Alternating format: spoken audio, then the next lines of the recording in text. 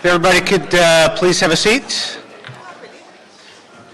Take your seats. Thank you very much. Welcome to the Transportation Committee meeting of May 24th, 2017. I'm Councilman Mike Bonham, the chair. I am joined by my colleagues, Mr. Paul Koretz of the 5th District, Ms. Nora Martinez of the 6th District, and Mr. David Rue of the 4th District.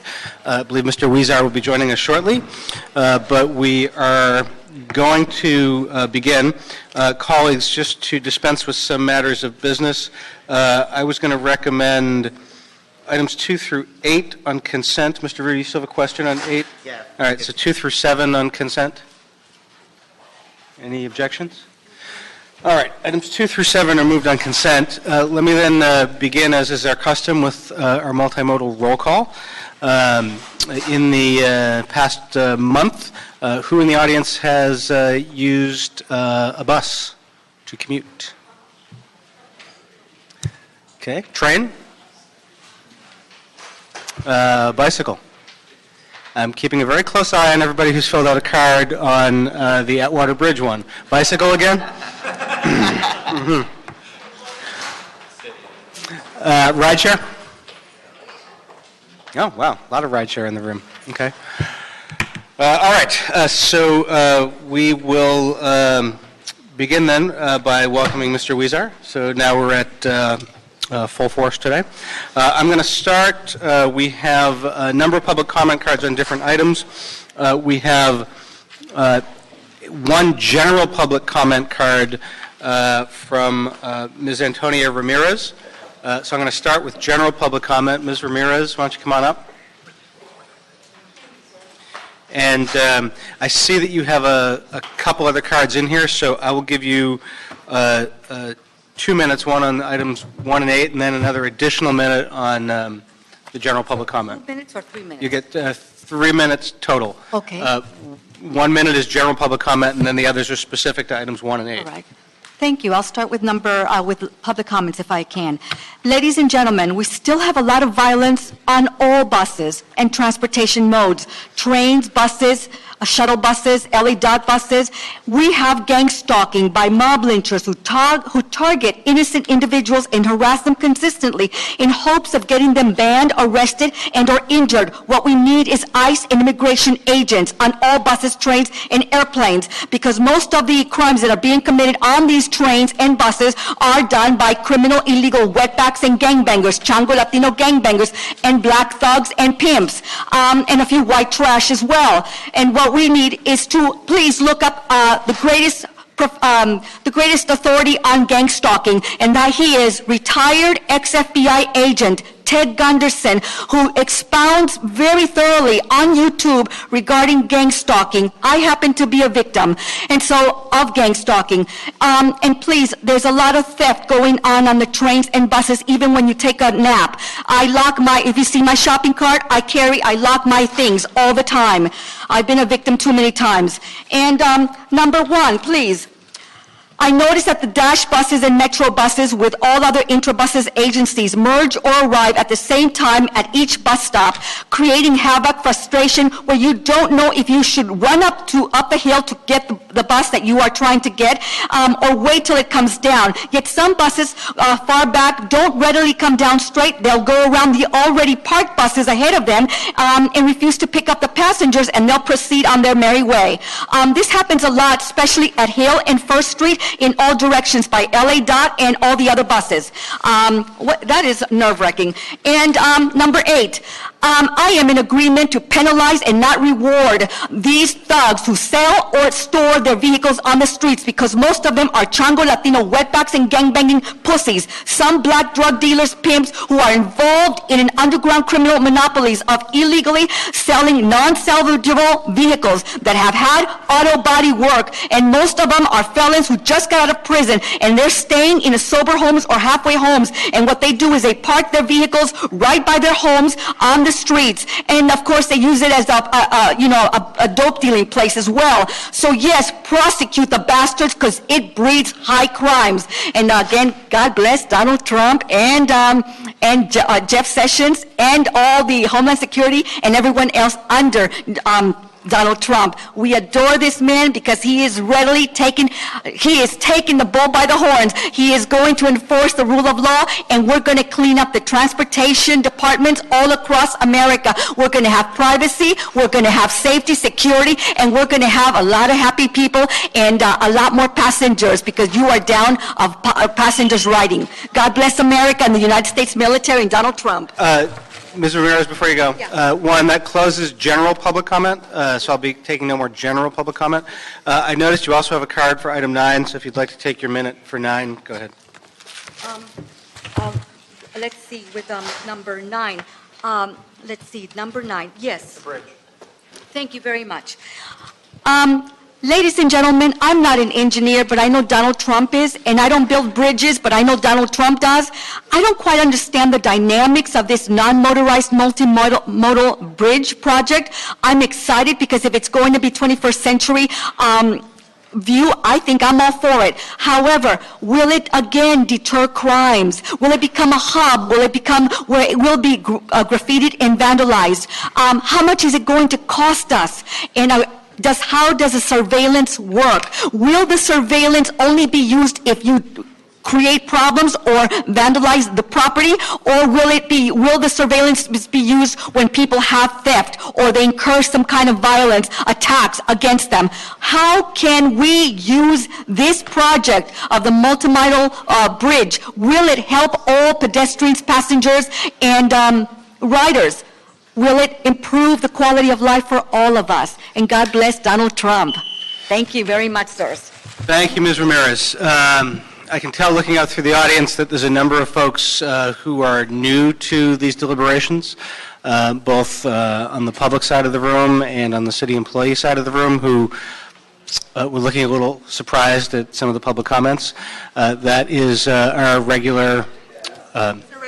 it is our regular experience of the First Amendment at work, and that's what the courts have said the rules of decorum are allowed to be here. I can only assure you that this is actually a pretty light day. So, we're missing two. Yeah. With that, we will get to item number 1 on the agenda. Item number 1 is the General Manager from DOT report to present a verbal report on the department's ongoing projects and recognition of LADOT employees for outstanding service. Okay, Ms. Reynolds, so your task now is to turn us around and bring the sunshine. Well, thank you very much. Gladly. And for the record, in the city of Los Angeles, Gary Lee Moore builds the bridges. So, first things first, I want to take a minute to recognize some of our outstanding performers. I'm going to start by acknowledging a special individual from the Mobility Management Bureau. Please stand when I say your name. Sam Wu, Transportation Engineering Associate 2 in the Parking Meter Division.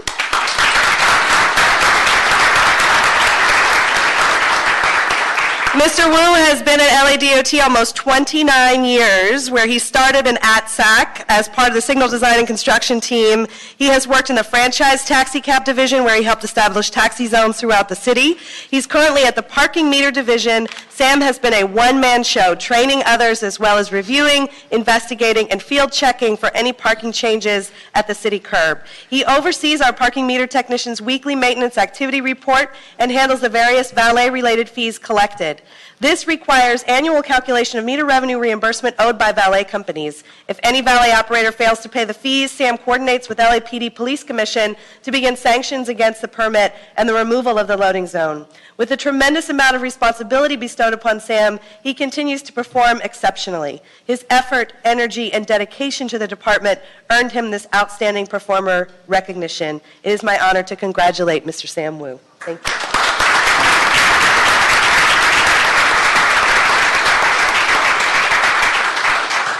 And now you may be wondering who is out directing traffic, because we have such an outstanding group of traffic officers here. One of my officers told me that the rookies are out there doing it because all of our aces are here. I want to recognize this team that truly made a difference. So from May 9th to May 11th of this year, the International Olympic Committee toured the city of Los Angeles. This, as we all know, was a very important visit. Their impression of the city and its venues would form a basis for their decision in awarding the 2024 Olympic Games. In our desire to ensure a safe and efficient movement, a special team of traffic officers was assembled. The officers volunteered, and there were volunteers who had demonstrated outstanding performance and possessed the ambassador spirit. Each day, as the IOC traveled from venue to venue throughout the greater Los Angeles region, this special group, coupled with the assistance of engineers in our ATSAC unit, helped facilitate a safe and rapid movement of our guest dignitaries. An example of their prowess was demonstrated during the evening of a visit to Dodger Stadium. The IOC motorcade departed from their hotel adjacent to Staples Center and arrived at the stadium parking lot in 4 minutes. The department is very proud of the group of officers we are recognizing today. I'm sure they were traveling speed limit. Their professionalism and dedicated effort played an important role in hosting our distinguished guests. And I would just say, as somebody who was in the room with the committee, one of the committee members remarked that he had been here for the 1984 Olympics and wanted to congratulate Los Angeles on solving our traffic issues because traffic was better during his visit here than it was in 1984. If you can provide that as a fee-based service, I have a new revenue source for DOT. So I want to recognize our stellar supervisors. Please stand when I call your name. Sergeant Manny Garcia, Sergeant Rodney Smith, Sergeant Latita Anderson, and Sergeant Rafael Garcia.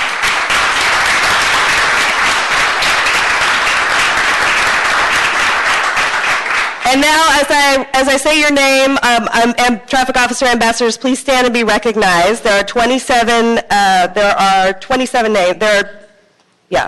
Andreas Lang, Alexander Foster, Richard Garcia, Lucille Godinez, Slower. Let them stand up. Daryl Prince, Vada Hill, Ricardo Tapia, Marie Cole, Deontay Kaufman, Eugene Slusher, Enrique de la Cruz, Mauro Enriquez, Manuel Contreras, Francisco Renteria, Marlene Prado, Jenny Day, Joanne Espinoza, Brandy McCory, Alex Trejo, Vanessa Campos, Dominique Everidge, Steve Portillo, Halika Smith, Lisa Figueroa, Richard Moreno, and Salvador Henriquez.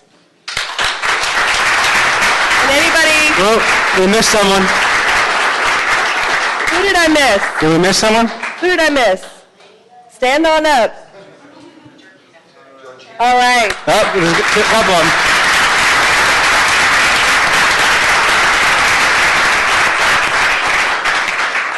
Thanks to all of you. Outstanding performance for the city. Ms. Reynolds, thank you, as always, for doing this. Congratulations to those who've gotten the recognition today. We get too few opportunities to acknowledge the hard work that our city employees do, except when they're getting a certificate upon their retirement. So this is a great thing to do. For the traffic officers to commemorate this occasion, feel free to spend extra time on Venice Boulevard west of the 405. Enjoy the fresh ocean air. You can all be temporarily assigned there.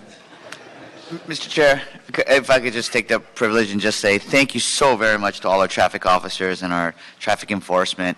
I could not be, my office could not be able to survive. My district, my community areas could not survive without your help. Remember, I'm District 4, okay? Hollywood sign, Hollywood Bowl, Miracle. You're out of order, Mr. Room. I just want to, off for the record, thank each and every one of you because I very much appreciate your work. Thank you. Thank you. Anybody have any questions or comments from Ms. Reynolds? The least likely to give you headaches. It's all these guys. Okay. All right. That wraps up item 1. Thank you very much. Okay. That brings us to item number 8. Item number 8 is no, it's not. It's a Bond and Englander motion relative to amending LAMC section 80.73. Actually, let's go straight to item 9. We'll give half the room an opportunity to leave after item 1, and then most of the room is here for item number 9, so we'll take that item next. Item number 9 is the BOE report relative to the North Atwater notarized multimodal bridge project over the Los Angeles River. Okay, we have a number of public comment cards on this one. So I will first call up Omar Bronson, John Switalski, Jennifer Sampson, and Ignacio Lopez.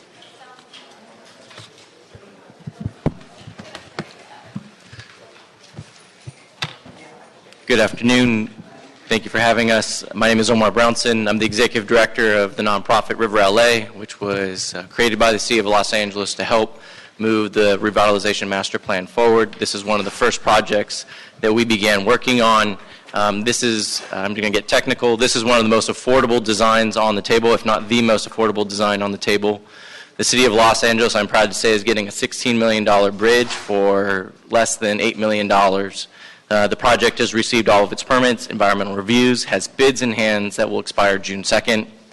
If the project doesn't get approved today, the city would potentially lose nearly $8 million, including nearly $4 million in private philanthropy. There's an alternative to spend a $12 million for a prefab bridge, but that would start the entire design review process over. This has been 7 years in the making.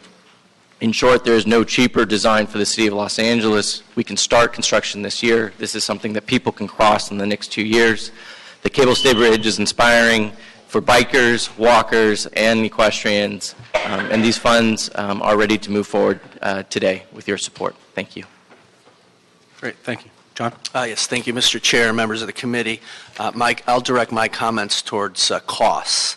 The costs are not unreasonable or out of line with cost trends in our current construction climate here in Los Angeles. The bridge design was specifically expanded to accommodate cyclists, pedestrians, which added costs. The addition of active transportation funds also added costs to this bridge because of the labor wage requirements associated with that source of funding. There have been many statements about the rising costs of this bridge, when the fact is all construction costs have significantly risen since 2011. When the first cost estimates, not bids, were circulated at the outset of this project, we were in a construction market desperate for work and still reeling from the Great Recession. Today, there is a crane on every corner. I urge you to continue the city's commitment to this project and accept BOE's recommendations and move this forward. Thank you.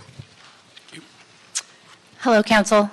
Jennifer Sampson, River LA. I'll just sort of follow up on cost because that's a real question. I just wanted to say that the numbers on the table today, the 16 million number, it's a real number for market bids. It's no longer estimates. Concerns have been voiced that the bridge budget could still be a moving target, but for the first time, that's really not the case because these numbers are based on bids for a fully permitted design that will be guaranteed by legally binding contracts. And of course, all projects experience unforeseen costs when they get into construction, but that's why budgets have contingencies. And this particular project budget has nearly $2 million worth of contingency, and that's over 10% of the total project budget. This project has received all approvals and can begin construction this year. All monies needed are available, have been identified, and with your support, can be allocated to this project. I urge you to accept the BO's recommendation and move forward with this project. Thank you. Thank you. Good afternoon, Mr. Chairman. My name is Ignacio Lopez, Jr. I grew up around Los Angeles. I left my home to go serve my country in the United States Marine Corps for 7 years, and I came back, and a lot of things are happening around the Los Angeles River. The bridge is project number 147 of the Los Angeles River Revitalization Master Plan brought to life. In Section 5 of the LARRMP regarding non-motorized bridges, the guidelines state, Commission signature, non-motorized bridges that express a design or artistic sensibility and become landmarks for the river. Bridges should always safely accommodate both pedestrian and bicycle traffic. In that same LARRMP section, there are over a dozen listed potential non-motorized bridge projects. It has been 10 years since that plan was adopted, and this bridge will be the first one to make it into construction. The bridge design is one that will make maximum use of public funds, carry out the vision of the LARRMP, and do it with what is essentially a 50% match of city funds. Thank you. Thank you for your service, Mr. Lopez. I appreciate it, sir. Next speakers are Eli Kaufman, looks like Stephen Mejia, Benjamin Feldman, and Kat Superfiski. Please go ahead. Yep. Good morning. My name is Eli Kaufman. I am also a member of River LA. I'm the creative director for the organization. And Angelinos want this bridge. We've submitted, for the record, over 100 letters of support from constituents directly impacted by this bridge. Other comments of support, for the record, have been made by organizations whose missions will be carried forward by this bridge. They include LA Metro, the Los Angeles County Bicycle Coalition, Friends of the Los Angeles River, Mountains Recreation Conservation Authority, Los Angeles Mounted Police, LA in Sync, and Taking the Reins. Comments of support, for the record, have also come from the equine community. These stakeholders include, and some of them are here today, Olivia Frost, R.A. Moss, Paula Lindberg, Chris Heber, Joel Ruiz, Aaron Germain, John Sabato, Sarah Scott, and Regina Williams. I urge you to create a safe crossing for pedestrians, cyclists, and equestrians by accepting the BOE's recommendations to move this project forward. Thank you. Thank you. Please go ahead. Good afternoon, Chairman and Council members. My name is Stephen Mejia. I'm with Friends of Los Angeles River. I grew up in the city of Los Angeles, and I can tell you for the last 6 years I've been without a vehicle and can certainly appreciate the access for communities around the LA River in terms of places that they don't have to run into vehicle traffic or be afraid of sort of what the dangers they have to face on that. And to that extent, the bridge is incredibly important in making sure that the communities around North Atwater have access to one of our central parks, which is Griffith Park. So we are, we've worked with you for many, many years. Friends of Los Angeles River have been a supporter of all the river revitalization projects. We've sung the benefits to public health. We've sung the benefits for the environment. We've sung the benefits of the revitalization of these cities. And I just want to remind the committee that we made a commitment a long time ago when we put these plans together, is when we had those meetings. And so it's very, very important we honor that commitment, not lose the momentum on this project, and move this project forward before it sort of gets even higher costs and sort of gets out of line. So thank you. Good afternoon. Benjamin Feldman, landscape architect, who is involved on the original design team along with Bureau Happold. This project is one that's highly iconic in terms of its design and does draw attention. I think this attention is just as we are trying to build momentum around the revitalization of the LA River, and as it was mentioned before, it's part of the original master plan. I think it also aligns nicely with the LA 2035 mobility plan to showcase how we can move people in various ways, pedestrians, equestrians, and cyclists together. It also unlocks great potential to Griffith Park and the communities of Northeast Los Angeles. As a resident of Highland Park, this is a really important connection to access other facilities such as Dodger Stadium and on to downtown for communities of Burbank and Glendale. And just in terms of design, if we think back to 1935 and the opening of the Griffith Park Observatory, that was also an unusual building for that time and era. Thank you. Good afternoon. My name is Kat Superfiski, and I'm speaking on behalf of Mia Lair, who sends her apologies for not being able to be present in person. Mia would like to convey the following points in support of the North Atwater Multimodal Bridge. First off, calling attention to the fact that this project directly addresses number 147 in the master plan, which specifically calls for the creation of iconic bridges, not prefab ones. So this cable-stayed bridge design that's currently in design and ready to be implemented is our city's best opportunity to actually start implementing projects along the river, which was proposed in the master plan over 10 years ago. Additionally, this generous donation from Mr. Lacretz provides an opportunity to set a precedent for how building public-private partnerships can also end up building projects. So the last thing that we want to do is send the message to other potential future funders that we are not open to leveraging private dollars.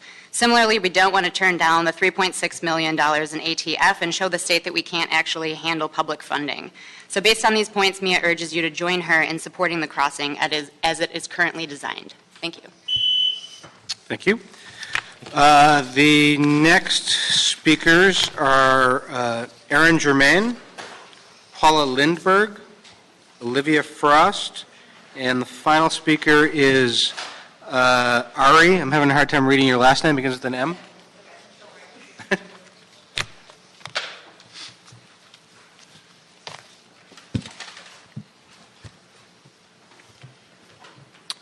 Start over here. My name is Olivia Frost. I have and manage a stable and a horse training business on the edge of the LA River. I am in support of the multimodal bridge. I think after seeing the plans, it's possible for all of us to use the bridge and cross safely. It's a great benefit of us, for us to be able to cross from one side to the other to use the natural landscape of the area. And also, as manager of the stable, my utmost concern is the safety of the riders and the horses that are in my community.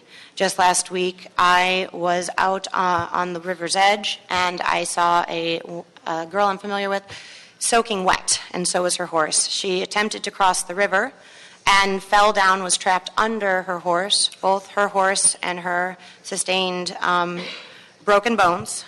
She broke her wrist and her elbow, and her horse was badly injured as well. I don't know the specifics of his injury. So having been in this area quite a long time, I've seen some pretty tragic accidents. Hi, my name is Ari Mostov. Sorry about the handwriting. I'm also a resident of Atwater Village. I specifically moved to live by the LA River because of the multiple points of access in terms of recreation, and it's very much an oasis in the city of Los Angeles.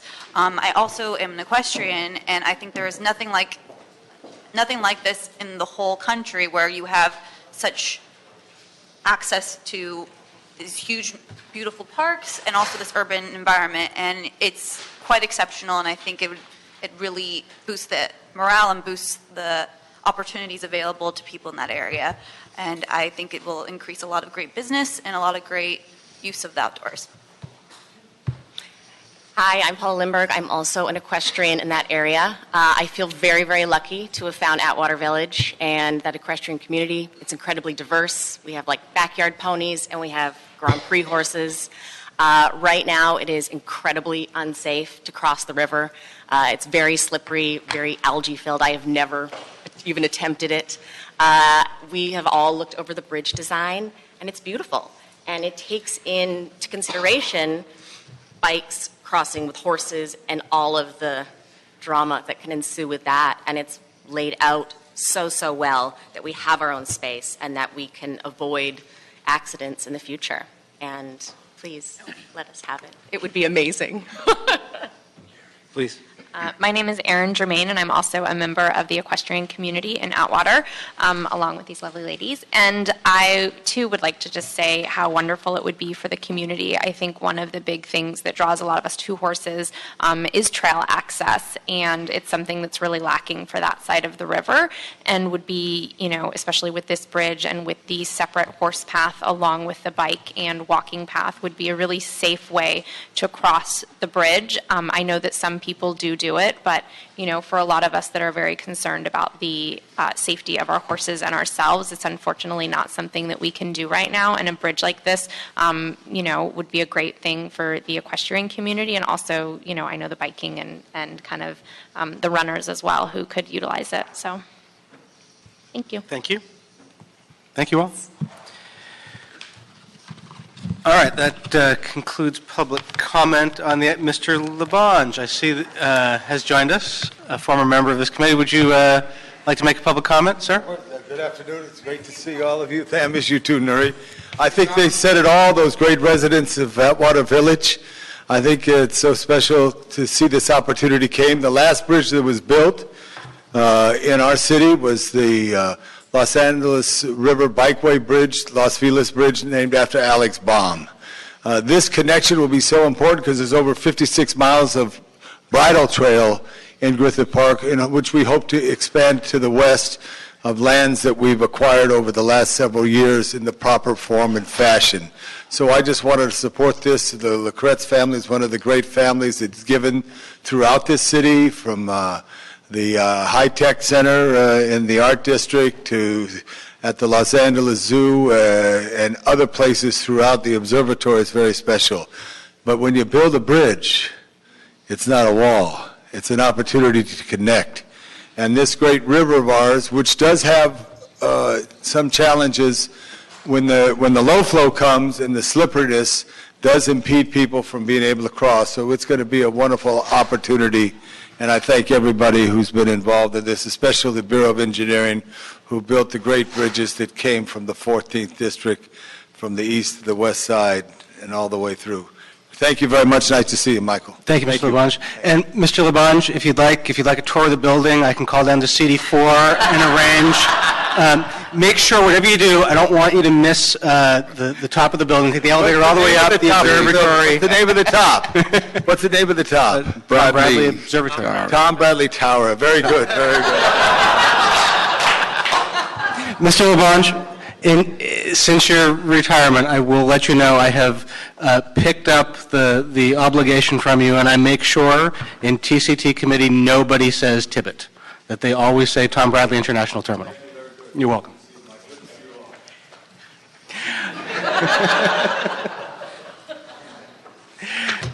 Okay, we have staff here on this item.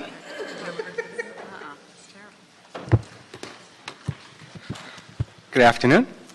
Good afternoon. Shirley Lau with the Bureau of Engineering, Bridge Improvement Division. This report before you provides BOE recommendations for your consideration to implement the project.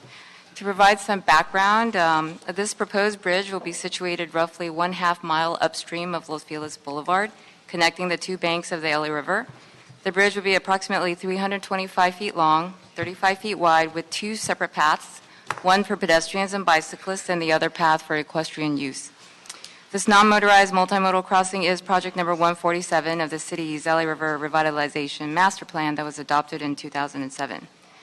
So on September 14, 2016, this project's plans and specifications were advertised for invitation of bids by the Board of Public Works. The plans and specifications that went out to bid is for a cable stay bridge design provided by River LA, a nonprofit organization formerly known as the LA River Revitalization Corporation. Bids for the cable stay bridge design were received on October 19, 2016. 5 contractors provided bids on this project. The lowest responsible contractor's bid is roughly $12.5 million to construct this project.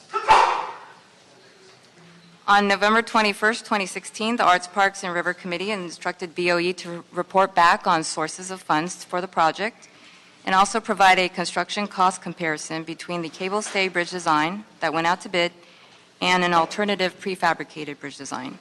So in response to that instruction, BOE has provided the information in Table 3 of this report.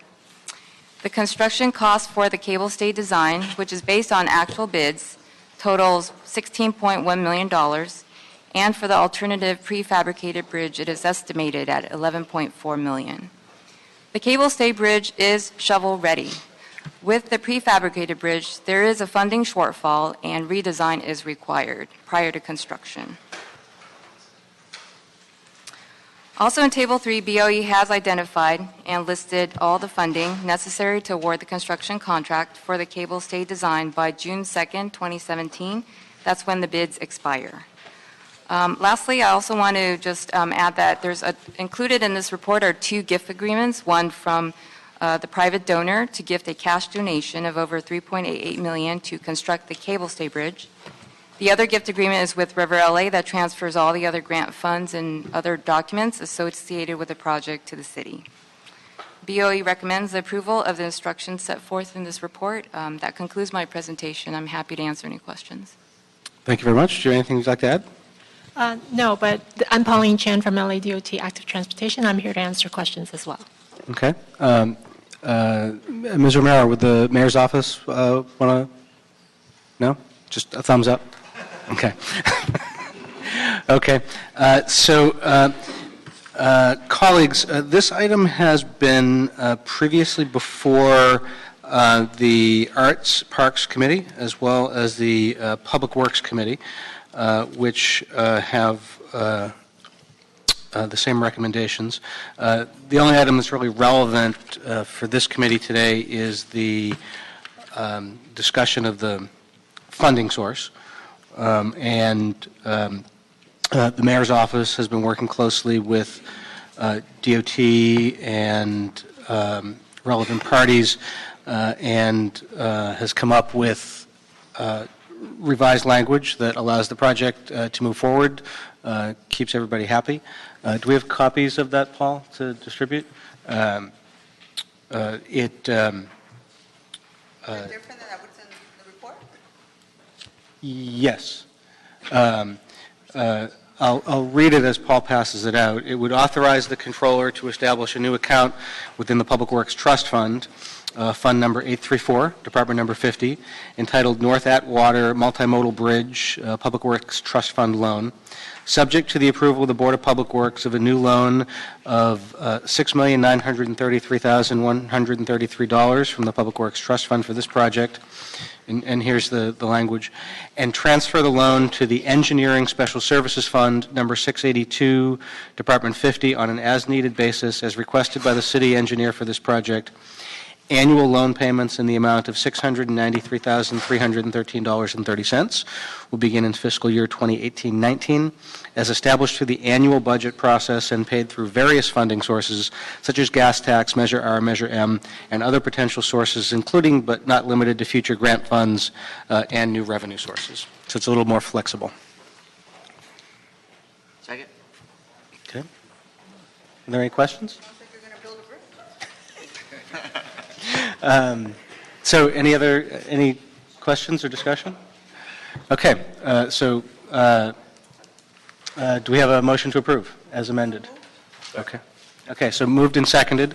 Just to be clear to the clerk, that would mean the concurrence of this committee with recommendations 1, 2, 3, 5, 6, and 7 of the other committees, and substituting their item number 4 for what I just read and what has been passed out as the amendment. Okay, and these recommendations stem from the April 25th, 2017 Bureau of Engineering report, correct? The latest version. Whatever you say. And this is scheduled for council?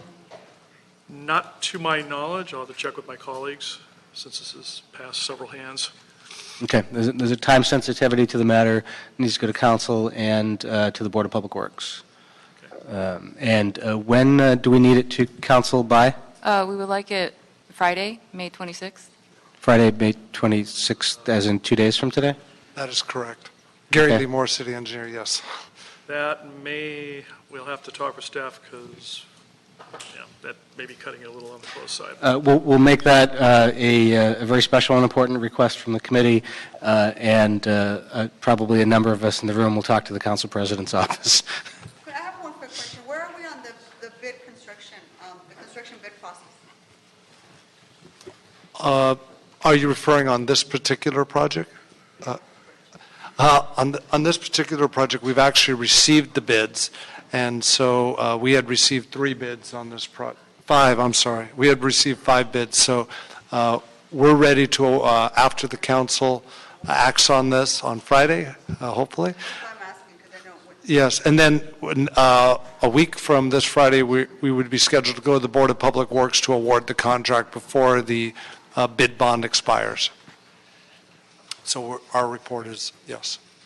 Okay. So the item is approved. Thank you very much. Thank you, everybody, for showing up. Okay, that brings us to item number 8. Item number 8 is a Bond and Englander motion relative to amending the municipal code to expressly prohibit the storing of vehicles in the street and to make it a criminal violation subject to prosecution as a misdemeanor violation. Thank you.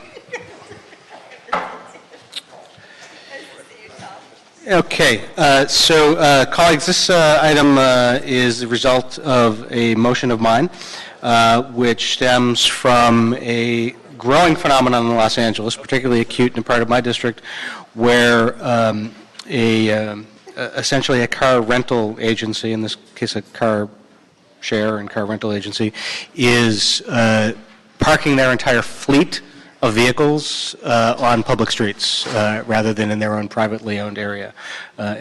So what we have asked the city attorney to do is come up with ordinance language which would prohibit the storing of vehicles in the street, to expressly prohibit the use of public streets without a permit for the storage of vehicles being used for rent, purchase, or lease.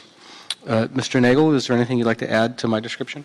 Yes, in the motion it says 80.73.3. The actual ordinance is 80.73.1. Thank you. Mr. Rue, I understand you had a question?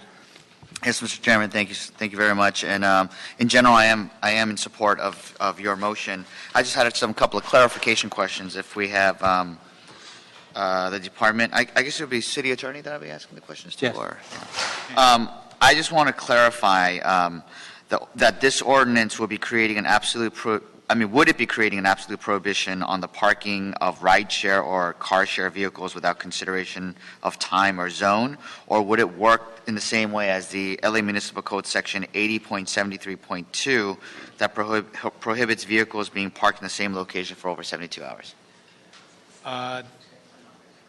Well, it depends. And if they're car share vehicles, they would go through the department to establish a fleet under the car share ordinance. I'm confused. But No, so it would be immediate, right? I mean, if they don't, I mean... I can answer this. This wouldn't apply to car share vehicles that have a permit for a fixed location, and it wouldn't apply to those that are permitted by the department for point-to-point.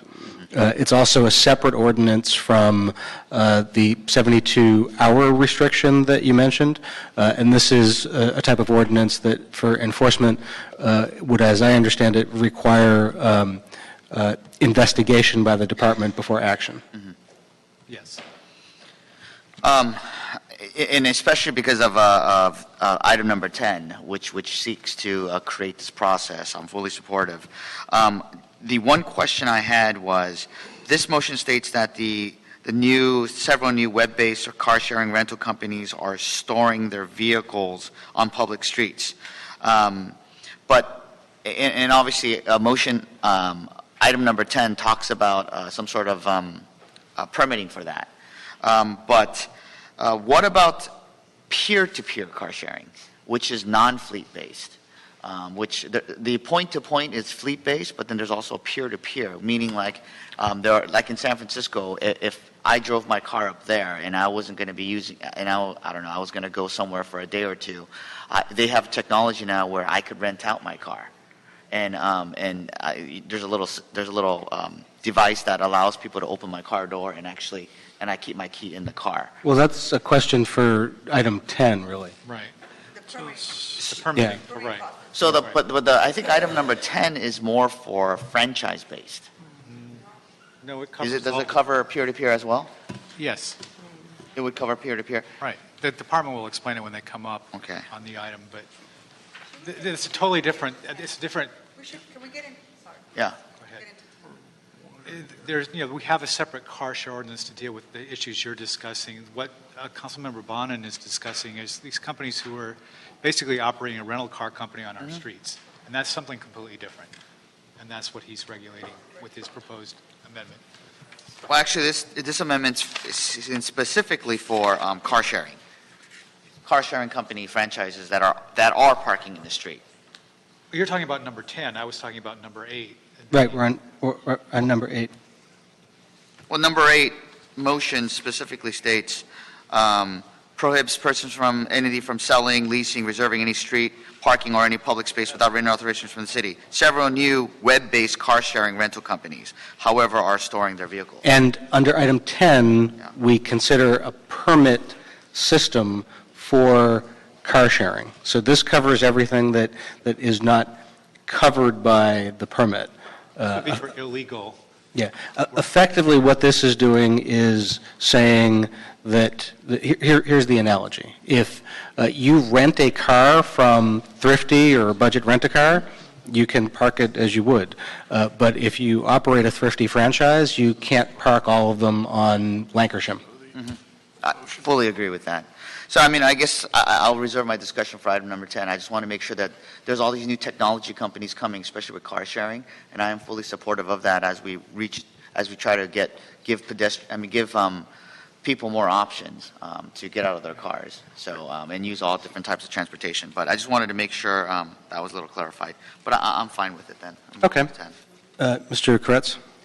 Yeah, I have a question on a different problem and whether one is able to shoehorn this to solve it or whether we need a different solution.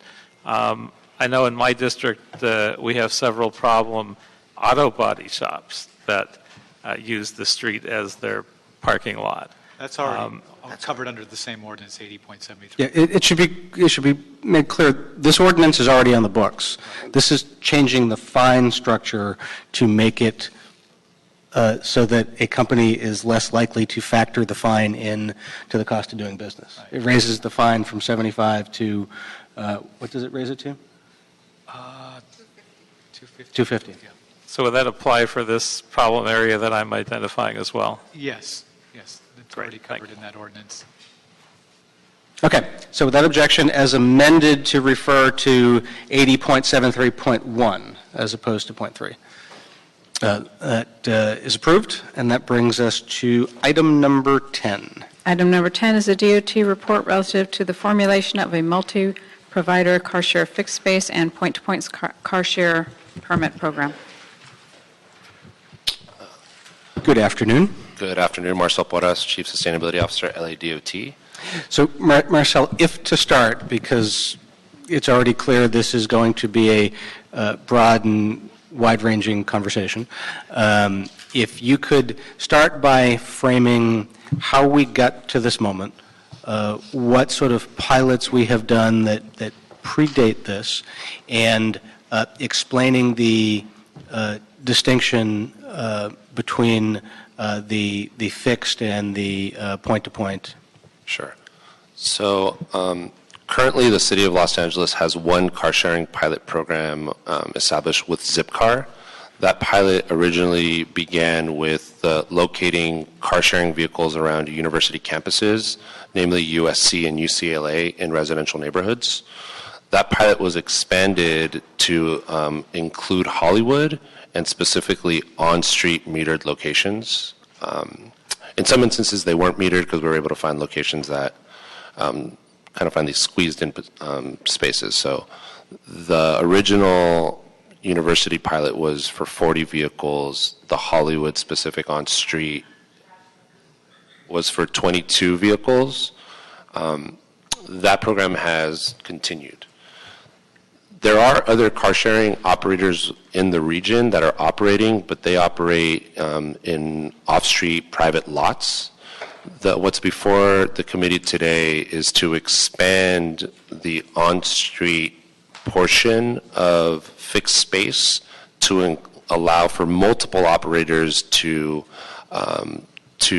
pay for and get a permit that allows a fixed space for the operations of their car-share program.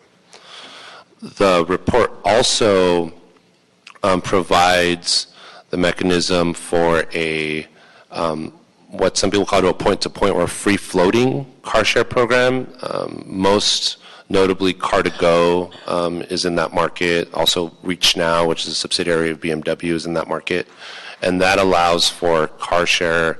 Those specific car share companies, they're not tied to a specific space, so that is able to park at meters, to park in residential neighborhoods. In other jurisdictions, in other cities, in some cases, they're also able to park in preferential parking districts. That is not the case in what's before the committee today. I think it's also worth noting that there's also an electric vehicle car sharing program that is a partnership between the City of LA and this company called Blue LA to provide 100 electric vehicle car sharing vehicles and 200 on-street charging stations, and that was funded in part by the California Air Resources Board and is the city's first partnership in looking at how to promote car sharing services in low-income disadvantaged communities. So that's the overview. So before the council today is our set of recommendations to allow us to move forward with the multiple car share operator program and free floating or point to point, and that specifically is some clear direction about a fee schedule, so allowing the department to actually charge and collect the fees, directing those to the appropriate accounts, whether it's the SPRF account or the residential parking permit account, and also and establishing the ability to appropriate those funds. The guidelines are designed to be flexible, yes? Correct. And will any changes in the guidelines need to come back to council, or is the discretion left after we approve the initial guidelines for the department to revise them on their own? The intent of is to allow the flexibility for the department to amend those draft guidelines without having to come back to the council for approval. And what was the thinking behind that? I think it's been a while since we've been wrestling with getting a program launched. I think that things continue to change. I think we've now, through a reorganization of LADOT, moving car sharing out of preferential parking oversight and into shared mobility, which I oversee, is allowing us the flexibility to move forward with guidelines that are consistent with issues such as accessing data, looking at equity goals. My charge is to increase shared mobility options, and as such, looking at how do we expand Zipcar, how do we really work with the industry to get a pilot up and off the ground. So, on one hand, I don't want to micromanage, and I want you to have the flexibility to make changes as necessary. So I don't want you to have to come back every time there's a quick change that needs to be made. On the other hand, I'm a little nervous about something that is still relatively new and sort of giving the department carte blanche. So how do you intend to navigate that? Give me some reason to feel comfortable. So one would just be having an open dialogue with both the industry and the council offices as draft guidelines are amended or before any amendments are made, and that could be a notification to the council office. Already within the draft guidelines, there is inclusion that the industry will be notified 30 days before any changes are taken into account. That number can either be extended in terms of the number of the days and make it specific to council direction, but ultimately that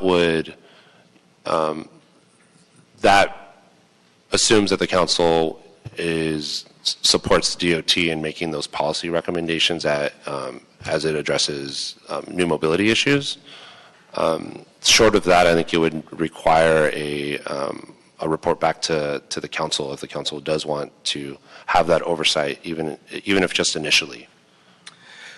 So I believe I read that what the guidelines or what our approval would do would basically lift the cap on the number of car share vehicles that could take up fixed locations in the city? Correct. No, the draft guidelines still limit the number of vehicles that can be submitted in an application per month.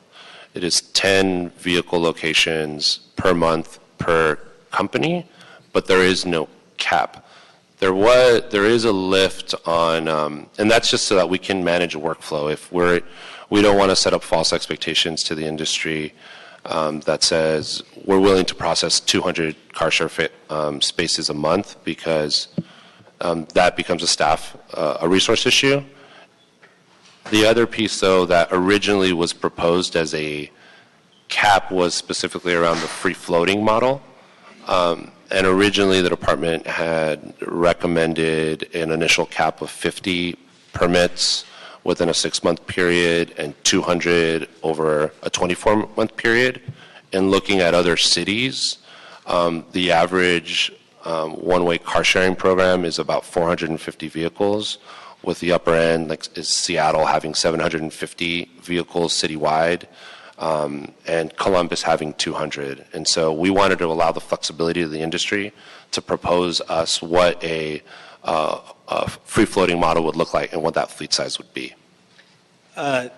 So I have some concerns about there being no cap. Maybe the program's more successful than you dream, and then the fact that there's no cap can create a problem of concentration in some places. I see, and it'll be a separate point of discussion, that the department has some recommended equity requirements, but I want to ask about the flip side of that.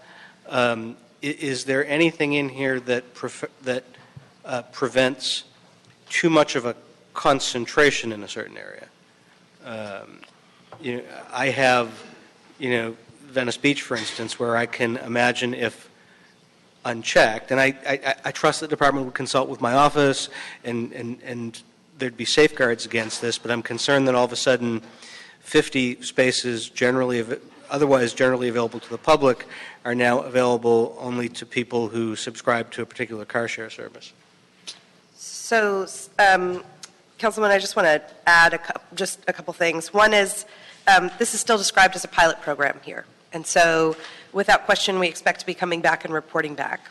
Second, regarding your question, in the actual guidelines themselves, we require that the companies show proof of outreach, and we can actually strengthen that to show proof of approval of running businesses and residences, so that it's not so much a question of, you feeling like the department, having faith that the department will catch every single one and consult with your office, but that's actually price of entry, is demonstrating that support for, turning those cars over.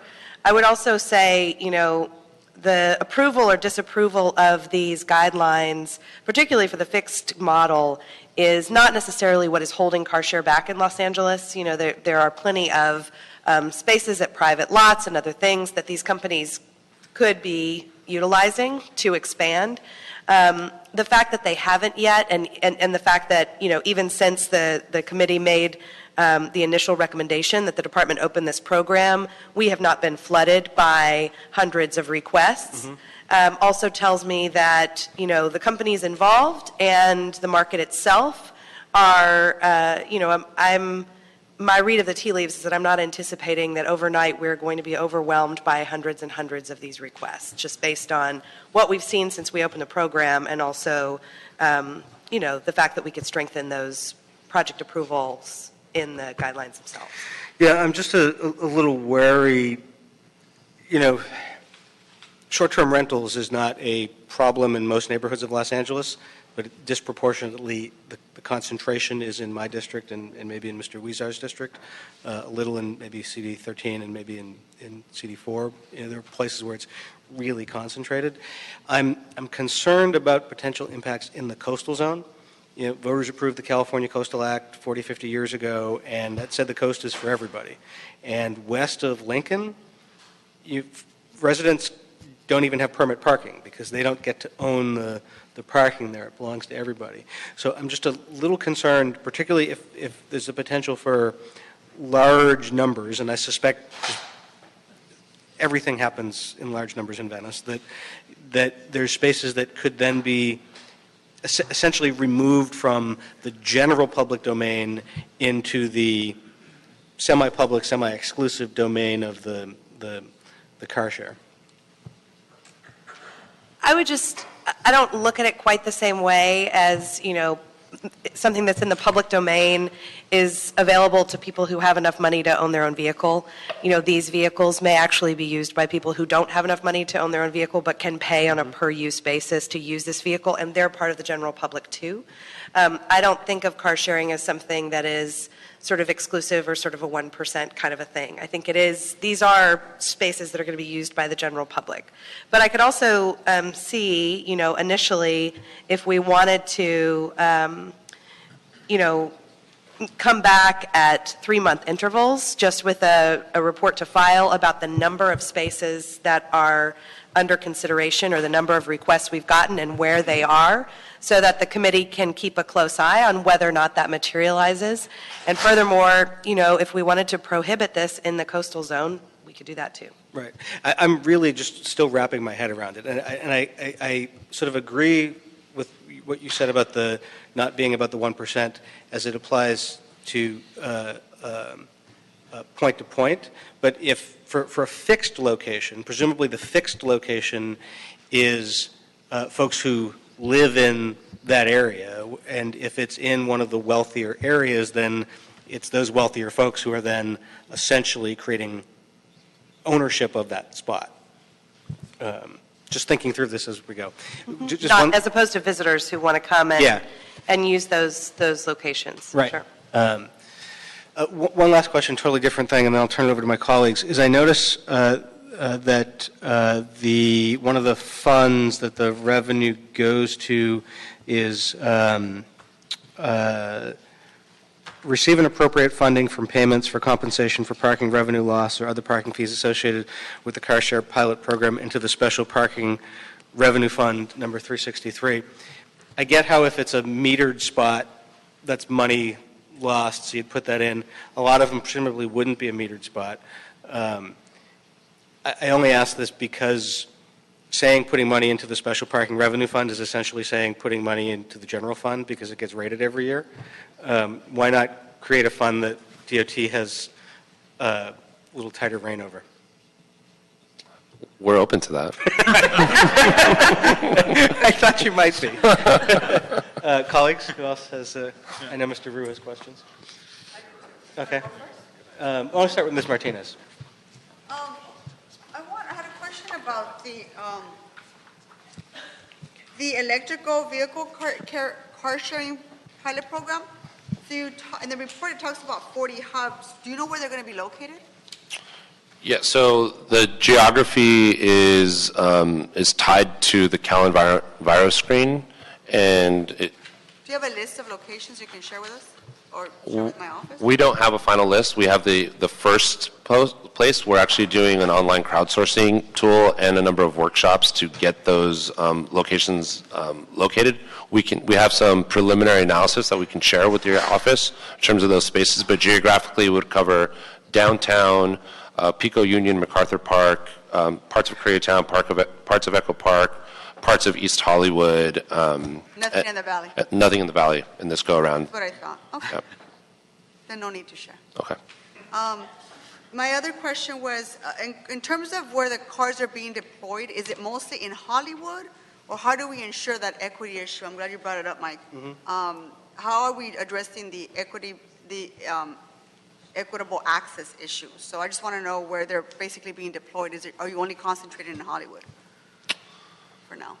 So it's one, what is the market demanding, and what do car share companies themselves, how do they determine where to locate them? They have their own kind of market analysis. A lot of it is tied around density. Some of it's tied around income.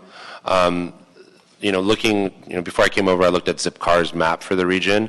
They do have a high concentration around universities, downtown Hollywood, West Side. They've recently expanded through a partnership with Metro to locate them around some transit hubs, and they even piloted some low-income locations like Lincoln Heights. They've since removed that. I think it's not fitting with their model. They have some at the North Hollywood station, but when we look at CD6, I think there is. Light rail on Van Nuys Boulevard is what comes to mind. So if you can, we'll be looking at that as well as you move forward. And so how do we ensure that the community still has access to a good supply of metered spaces available to them? How are we ensuring that we still have a good supply of metered spaces? So I think... So if I choose not to do this, go this route to get to my point of destination, Right. and there's a metered parking, how am I going to ensure that I have access to that? So in one case, when we're looking at, so let's look at downtown LA, for example, and downtown LA might be a destination for constituents in your district.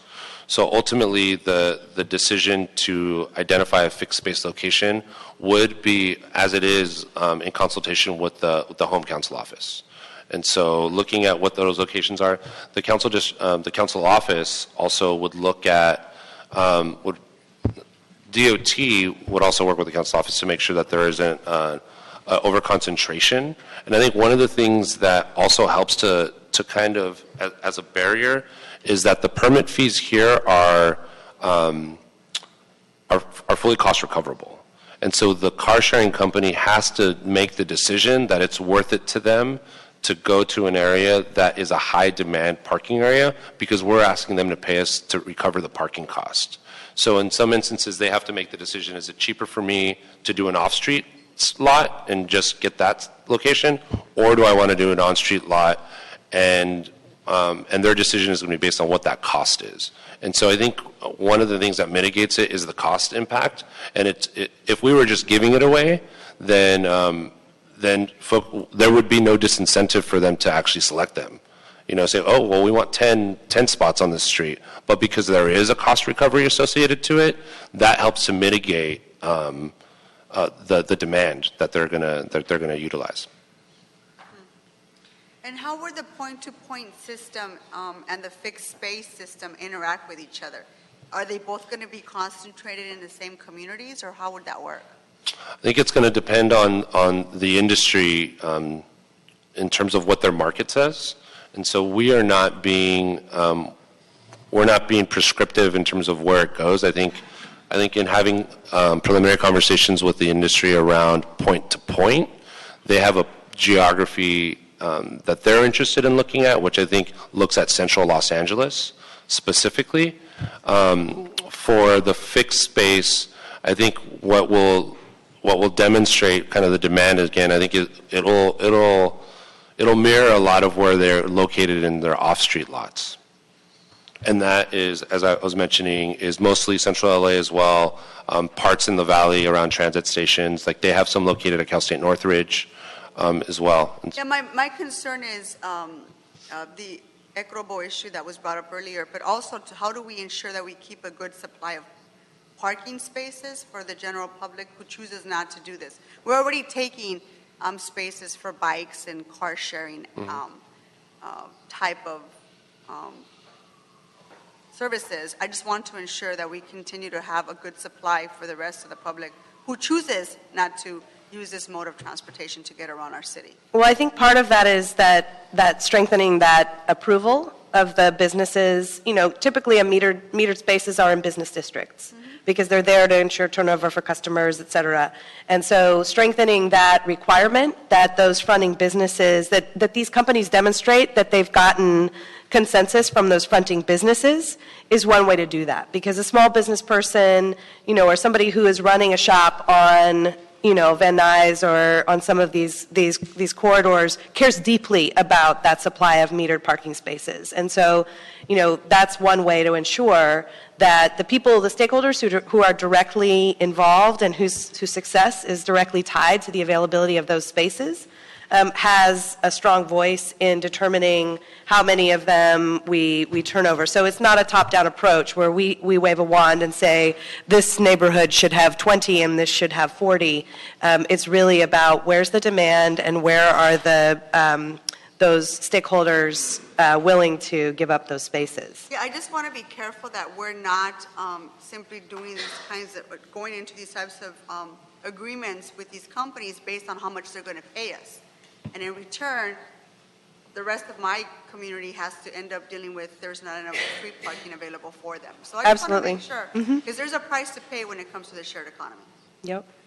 Thank you. Just before I go to Mr. Rue, one question, and it sort of ties into the equity issue a bit, is the hourly price still might be somewhat prohibitive for people. Have there been any thought or discussion about a subsidy program? So I think that, we got, Councilmember Martinez brought up, was talking about the sort of EV car sharing program in low-income communities. And through that program, we are hoping to get some dollars to invest in expansion. And as part of that expansion, we can absolutely have a conversation about whether or not the city has some money that we can invest in offsetting, or that we could consider, waiving or diminishing or lowering some of the fees that the companies pay if they're willing to provide that sort of lower price for folks to use the service. What about if we, continuing my thinking out loud here, changed the recommendations for the Special Parking Revenue Fund and created a fund through which to do subsidies? Amazing. Sounds like a great idea. I think it would put us at the forefront. I think Seattle does charge an equity fee, and they're still trying to figure out how to manage that and what to do with it. I think it's still too early to tell. I haven't seen any concrete examples of them using that equity fee to result in low-income utilization, but I think it's consistent with what we want to be doing around equity. I think that could, if we had that special fund, that's one of the things that, we would want to consider first and foremost for its use, is to broaden the pool of people who can access it. If you believe the research from, people like Susan Shaheen and others, car sharing companies like this take anywhere from 6 to 9 vehicles off the road, because it's not that people can live totally car-free, but it's that they can maybe get rid of their second car or their third car, because we live in Los Angeles, and making those trips very aggressively cost competitive helps us get to that end goal and broaden the spectrum of people who can use the service. So before I go over to Mr. Vu, I personally am inclined to bake this just a little bit more, maybe still try to get it done before council recess, but to come up with some protocols about approval that you discussed, to see if there's something that can address at least the specter of overconcentration, and the issue I talked about instead of using the SPRF, using the money for low-income subsidies. Mr. Bond, I know you're going to go to Mr. Rue, but just to add on that point that you made on the low-income subsidies, it's not only to help or assist on the social equity front, but also to assist the program itself, because if we are in pilots in low-income areas, I think, in my opinion, one of the biggest impediments to make this a successful program. I think there's going to be a lot more challenges for low-income people to use them other than the fees. So doing this not only helps the user, which is a great social equity issue, but to make this program successful, something needs to be done on the other end to move that forward. Well, we could also use some of those fees to fund programs like the ones we're doing as we're launching the EV car sharing program, where we have ambassadors who are going out, identifying use cases. An example is we have older adults around MacArthur Park who are interested in getting their caregivers onto their membership, because their caregivers may use the vehicle, but they may not be able to actually, pay for the trips. And so it's a different model, right, that we haven't tried yet, and being able to have some funding invested in those kinds of programs that go beyond price is kind of what you're getting at. The other barriers to making this successful, which are understanding the user. Mr. Great. I think that's a great idea. I'd be fully supportive of that. And, I'm just very excited about this car share service.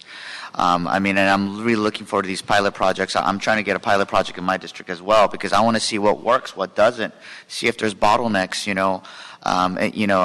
I'd love it to take 8 to 10 cars off the streets per one of these car share vehicles. So I'm very much looking forward to this, and I think this is a critical component to our diversifying our transportation infrastructure. I just had 2 quick questions. One of them, you kind of answered it, but I just want to make it clear. Does this ordinance include the ability for especially free-floating car share vehicles to park in permit parking zones or not? It does not. It does not. No. I think that's a very critical component as well. Because the car share structure, there's the car shares with fixed parking spots, and then there's the free floating, which I'm actually, at this point, without any pilot projects going, I think is probably a better model. But if they can't park in preferential parking areas, that restricts a lot of areas. So is there anything, could I possibly introduce an amendment on that to see if that could be included, or if that could be studied as well, and how that would look? I'm going to recommend they come back with Okay. some fleshing out a few of the suggestions we have, and that can be one of them. Right. I personally would have some heartburn with that, as I think a number of the folks who created the PPDs would, but. Yeah, and that's where, and I know in one of the free-floating car share services came to my office, and they gave me a whole presentation, and in their model, their goal is to distribute the cars as much as possible. So because they geotrack all the cars, if too many cars are in one certain area, they actually send employees to drive it out of that area, because they want to be spread out. So, will that work? This is where these pilot projects will will serve to show that is it congregating in too many areas, or is it congregating in particular tourist areas or higher income areas. That's why I love your idea about subsidizing. So, but I think there needs to be, the preferential parking needs to be somehow studied to see how that could be included with some sort of fee structure, because then we get rid of a huge segment. I mean, my district, and I'm willing to, I know a lot of people who have That's where PPDs. we do your pilot, is in one of your PPDs. I would love to do it in my On the way to district. the Hollywood. I would welcome it in my district because, and I know some of the people who have PPDs in my areas will have heartburn, but at the same time, I mean, I don't see how this could work without it. So I would love a pilot, I would welcome a pilot project in my district. So I think that's one area that needs to be kind of fleshed out a little bit more if we really want to make this succeed. So that's one of the questions. And the second question is what I was trying to ask earlier. There's the car shares, which have the fixed parking spots. And then there's the free-floating car shares where, you know, they park wherever and you geo-track it on your phone. And then there's a subset of the free-floating car shares, which is peer-to-peer, meaning the free-floating is owned by a bigger company where they own, you know, a fleet of 50 cars and it's scattered throughout the city. And then the peer-to-peer is where actually I own the car. So my car, I get to put it out into the peer-to-peer, into the car share rental market. So in that instance, is peer-to-peer, not point-to-point, but is peer-to-peer also included in this? I mean, if that company, Turo, for example, wanted to come get a permit, there's no reason why they couldn't be covered under this permit program. But they would have to get a permit just like point-to-point or fixed because, you know, and by the way, none of these cars, even fleet-owned, are exempt from the 72-hour rule, right? Which is, I think, was the heart of the bone of contention there with peer-to-peer. So we're not exempting these companies from that either. So peer-to-peer, I mean, I don't know exactly how their model works either, but if I wanted to sign my car up, then am I responsible to get a permit, or because am I my own independent contractor, or do I sign up with the bigger company? I think under the existing ordinance that's already been adopted, a qualified car share operator is defined as a fleet of 100 vehicles. And so I think just to even get into the game of getting a permit, you have to have 100 vehicles or less in the region. So that's where my concern is. Then it excludes all peer-to-peer. I mean, I don't know if that's going to be the wave of the future, or if it's not going to work, or if it is going to work, but then we're already... What you're saying is this doesn't. The existing city ordinance on what constitutes a car share, that ordinance is what prohibits the peer-to-peer. Well, also, peer-to-peer could happen right now. Right. They just can't leave their vehicles out on the street for more than 72 hours. So it's not about, you know, so much getting full cost recovery. We don't want to exempt peer-to-peer from, you know, paying meters and things like that. I think that the earlier motion was really about clarifying the penalties around leaving your vehicle that's used for commercial purposes out on the street for more than 72 hours. Not so much about, can peer-to-peer car sharing exist in Los Angeles? Yes, it can. Right, and that's why, that's why item number 8 was banning, it makes it any commercial enterprise is now illegal. You can't park. No. That exists today. That's a current rule. It's already illegal. It just changed the fee structure. Yeah, it just changes. It's already in. So you're telling me under 72 hours is fine? Correct. Oh, okay. I read the motion wrong then. So, Well, so if there is a car sharing company and they park it somewhere for 1 hour, it's fine. It's legal without a permit. It's legal. Peer-to-peer or point-to-point or Point-to-point. fixed? Point-to-point or fixed. It was unspoken. There wasn't a permit for it. Right. So now what is being considered here establishes a regulatory framework with fees and with laws that if you say, hey, I want to come and do a car share company, you're going to have to be consistent with the ordinances and the fees. Right. So. and I think that's set up that way because there are costs to the city of having somebody operate a business on city property. And that's the necessity of the ordinance. Right. Right. So I know this is very technical, but this is where the confusion occurs. So a fixed car service or a shared car service or a point-to-point car service, if they park over 72 hours, that's illegal. Yes. It's Right? illegal for anybody to park. Anybody, right. Now, under 72 hours, prior to item number 8, it was legal under 72 hours. Prior to this. Now we're going to have a fixed pricing structure, but under 72 hours, a fixed car service as well as a shared point-to-point service, if they park their car somewhere and someone else drives that car in 48 hours, it's legal. I think what was there before was, they would have to, those individual users would have had to, for example, feed the meter, right, in order to make it legal. Right. But as long as they feed the meter, they could park it there up Deferring to to the city 71 hours. Well, you'd have to follow the signs that are on the street. The Right. 80.73.1 was designed to prevent rental car companies or others from storing their vehicle and profiting from the city's infrastructure to run a business for commercial purposes. So it depends. So as long as they abide by all the rules, it's legal. So now if it's peer-to-peer, does that constitute, is that a business as well? If they're operating it for profit, it's a business. It's a business. So a peer-to-peer operator would not be able to park anywhere in the city of LA without a permit, and they can't apply for a permit because they're under 100 cars. That may be correct. We'll have to look at the. I think it's very difficult for the city to ascertain, though, if I have a private vehicle, right, I own a vehicle, and one day a week I put it on Turo and allow somebody to use it, Right. It's all but unenforceable for the city to determine when was this vehicle being used for a business and when wasn't it. Right. So for all intents and purposes, we enforce the parking laws at the curb for everybody, right? So, I think that a permitting structure or allowing some kind of peer-to-peer car sharing service probably would require some additional contemplation or that's what I'd discussion. like to include. So if we could look into peer-to-peer as well, because they don't meet the 100 car. They're not they're not a fleet vehicle company.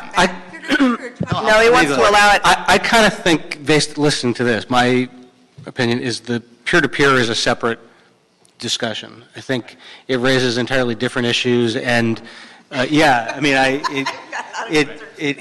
does sound very Wild West. I think that if we're going to do regulations to peer-to-peer, I think that should be a standalone motion and policy that will then intersect with the existing things. But to try to shoehorn the envisioning and regulation of peer-to-peer into sort of the existing framework, I think for me, it gets complicated. I agree with that. I think that's a totally separate conversation. And if you want to bring that forward in Yeah. terms of how to regulate that particular Yeah, I think that's ride sharing, I think that's a willing to look segment. at that, but that is. No, I that's have a segment lot I'd of like to look concern into. And again, you could actually do it.